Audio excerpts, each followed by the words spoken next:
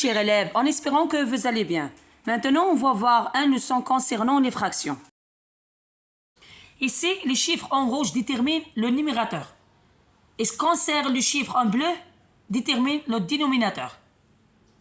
Est-ce que tu sais comment on multiplie les fractions? C'est la règle la plus simple de la Terre. En fait, tu multiplies le haut avec le haut, au bas avec le bas. Donc, pour faire ce calcul-là, tu fais 1 multiplié par 2 est égal à 12 et 2 multiplié par 48 est égal à 96.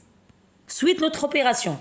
5 sur 1 multiplié par 8 sur 10 est égal à 40 sur 10.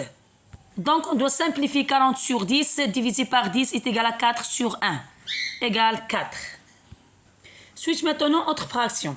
Si le dénominateur est le même, il n'est pas nécessaire d'utiliser la méthode de la papillon.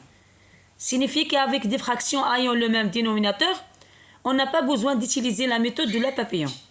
Donc, 6 sur 8 moins 2 sur 8 est égal à 4 sur 8. Donc, on doit simplifier cette fraction. 4 sur 8 divisé par 4 est égal à 1 sur 2.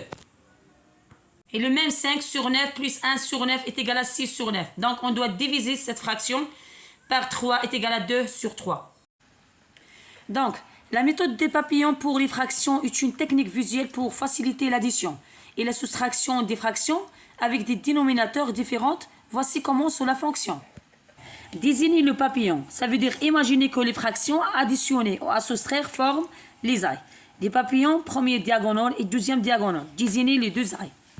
Multiplier en croix, multiplier le numérateur du premier fraction par le dénominateur du deuxième fraction et vice-versa par exemple. Troisièmement, additionner ou soustraire les résultats, additionner ou soustraire les produits obtenus lors de l'étape précédente selon l'opération demandée. Quatrièmement, déterminer le dénominateur commun, multiplier les dénominateurs pour obtenir le dénominateur commun et remplissez le résultat dans le dénominateur final. Cinquièmement, simplifier, réduisez la fraction finale si nécessaire. Donc cette méthode permet de résoudre les problèmes de fraction d'une manière plus claire et plus rapide.